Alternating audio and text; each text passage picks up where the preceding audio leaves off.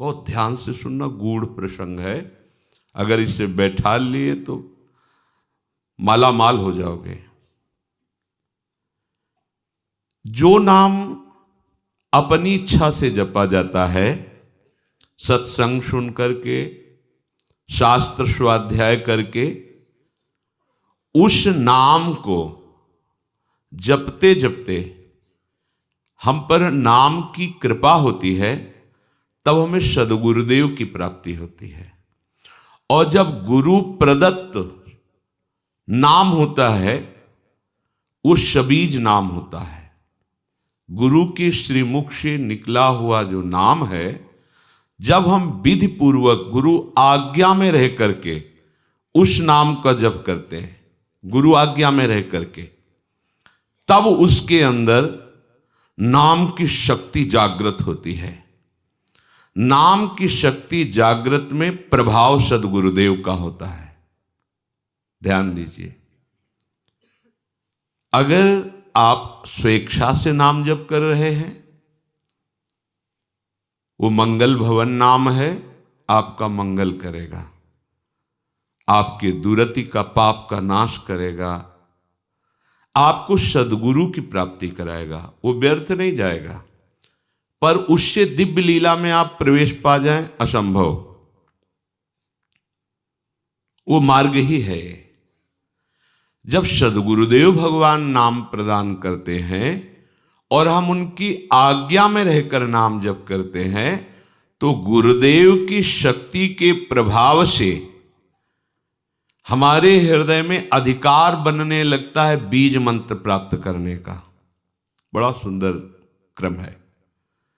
सद्गुरुदेव जब उसको देखते हैं कि ये इष्ट मंत्र का अधिकारी हो गया है, गुरु प्रदत्त नाम, सबीज नाम गुरु अनुशासन में जपते जपते, जब गुरुदेव की कृपा शक्ति से उसके स्थूल शरीर, ये पांचभौतिक, ये पवित्र, और सूक्ष्म शरीर मन चित्त बुद्धि अंतःकरण पवित्र, और कारण शरीर स्वभाव का परिवर्तन, तब गुरुदेव उसे बीज मंत्र देते हैं। बीज मंत्र ये विशुद्ध भावदेह की प्राप्ति कराता है। बीज मंत्र के क्रम विकास से उसमें दिव्यता का प्रादुर्भाव होता है। क्रम विकास से आप कितना अधिक मंत्र में तन्मय हो रहे हैं, कितना अनुशासन से युक्त हैं, कितनी पवित्रता का निर्वाह कर रहे हैं, कितनी आपके अंदर एकाग्रता है, कितनी देर मंत्र में टिकते हैं, उसके अनुसार देह एवं मन की सारी मलिनता दूर हो जाती है और बीज मंत्र से सिद्ध स्वरूप का उदय होता है उस उपासक के हृदय में। भावदेह जिसे कहते हैं। मंत्र सिद्धि आचार्य परंपरा से है। आपको मंत्र सिद्ध करने की जरूरत नहीं है, सिद्ध मंत्र है। इस मंत्र में प्रियता, अधिक समय तक टिके रहना, बहुत समय तक निज मंत्र ही चल रहा है, इससे आपकी पहले भूत शुद्धि होगी, पंचभूत आपके शुद्ध होंगे जिनसे शरीर रचा है। फिर चित्त शुद्ध होगा, इसके बाद स्वभाव शुद्ध होगा आपका।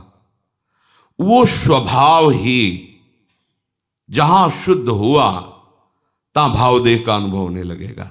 बीज मंत्र से, निज मंत्र से उस समय किसी भी अभाव की स्मृति नहीं रहती। अभाव, न उसे मोक्ष चाहिए, न सिद्धियां, कोई अभाव नहीं। सोचो कैसी स्थिति। जिस समय स्वभाव शुद्ध हुआ, पहले भूत शुद्धि, चित्त शुद्धि, स्वभाव शुद्धि, अब जो भाव का प्रादुर्भाव हुआ, तो यहां कोई भी अभाव नहीं है। किसी भी तरह की कोई चाह, कोई कामना, कोई पद प्रतिष्ठा, कुछ नहीं। ये अवस्था यद्यपि सिद्धावस्था के अंतर्गत मानी जाती है, परंतु इस प्रेम मार्ग की इस अवस्था में माता के गर्भ से उत्पन्न मलिन देह से प्रवेश नहीं हो सकता।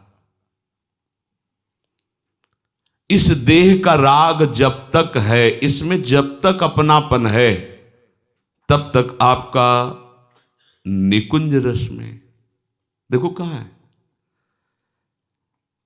गुरु प्रदत्त नाम जप से मंत्र का अधिकार, मंत्र से समस्त भूतों की शुद्धि, स्वभाव तक की शुद्धि। अब भावदेह का प्रादुर्भाव, माता के गर्भ से उत्पन्न हुए देह से प्रवेश नहीं है, भाव देह से, गुरु प्रदत्त मंत्र से उप्रगट हुआ जो देह है उससे। बनिता पुरुष भाव मिट जाए, सेवे ललितादिक के भाय, मानसी गढ़े चित्त, उसके चित्त में ही अनुभव होने लगता है अपने दिव्य देह का, चिदानंदमय देह का। फिर वो मानो राजमार्ग पे खड़ा हो गया, राजमार्ग जैसे बना हुआ जीटी रोड, अब आंख मूंद के दौड़ने पर भी गिरने की संभावना नहीं, अब संभावना खत्म, माया अब उसको स्पर्श भी नहीं कर सकती। भगवत भजन की ये माइक अशुद्धि को दूर करके दिव्य देह भाव देह की अभिव्यक्ति जब तक नहीं है तब तक लीला में प्रवेश नहीं होता। छिन छिन विहरत संग ये अनुभव नहीं होता। अब भावदेह में जो सेवा होती है, जो सुमिरन होता है, जो भजन होता है, वो है भजन। तो इस भजन से उस भजन की प्राप्ति, भजन से भजन की मांग, ये होगा गुरु प्रदत्त मार्ग से ही, ऐसे नहीं हो सकता। विधि मार्ग की नियमबद्धता इस उपासना में दृढ़ करेगी। ये चैतन्य मंत्र अंदर जाकर के आपकी भावना को सार्थक करता चला जाएगा। उपासक के भाव देह के विकास के साथ साथ उसके सामने उसके आराध्य देव का ज्योतिर्मय धाम, आराध्य देव की गूढ़ रस रीति प्रकाशित होने लगती है। ध्यान दीजिए, पर यह जान लेना चाहिए कि यह बात उसी के लिए है जो गुरु प्रदत्त बीज मंत्र का अनुष्ठान कर रहा है, निरंतर अनुशासन में रह करके। ये मंत्र वाच्य वाचक अभेद स्थिति पैदा कर देता है, अर्थात ये निज मंत्र ही नवनिवृत्त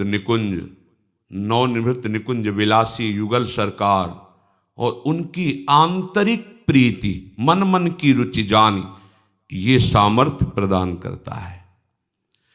गुरु प्रदत्त बीज मंत्र जब पवित्र साधक के हृदय रूपी खेत में पड़ता है तो इष्ट रूपी फसल तैयार हो जाती है। इसी बीज से वृक्ष का प्रादुर्भाव होता है, निकुंज का। गुरु प्रदत्त मंत्र में प्राणों से भी अधिक जिसे प्यार है वही इसको प्राप्त कर पाता है। इस बीज मंत्र से प्राकृतिक जितनी भी सृष्टि है सबसे स्वाभाविक अरुचि पैदा हो जाती है और उसमें गुरु शक्ति का आधान होते ही इष्ट का स्वरूप प्रकाशित हो जाता है। नाम नामी जैसे अभेद है वैसे ही मंत्र और निकुंज अभेद है। इस उपासना की विशेषता यही है, गुरु अनुशासन में रहकर उपासना करना। ज्योतिर्मय धाम, ज्योतिर्मय रूप, ज्योतिर्मय लीला, अब ये भजन का प्रभाव प्रकाशित हुआ। वो उपासक भले दिखाई देता है शरीर में है, पर वो शरीर में रहते हुए भी शरीर में नहीं रहता। वो अपने ज्योतिर्मय धाम में धामी श्यामा श्याम की नित्य सेवा में अपने भाव देश से रहता है।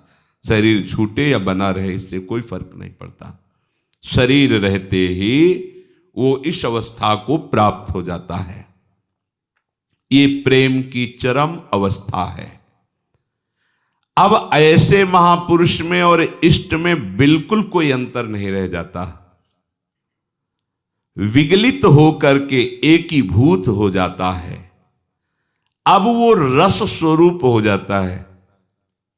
जो उपासक उपासना की इस सोपान स्थिति पर होता है वो रस स्वरूप, रसमय हरिवंश, परम परमाक्षर, वो नाम के प्रभाव से स्वयं नाम का फल उसके हृदय में जो प्रकाशित हुआ तो वो फल स्वरूप ही हो गया, रस स्वरूप, रसमय हो गया।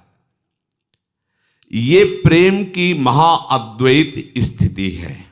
प्रेम की इस अवस्था में जो स्थायी भाव स्वरूप प्राप्त हुआ, अब वो नित्य लीला का अधिकारी हो गया। देखने का ही नहीं, सम्मिलित होने का अधिकारी हो गया।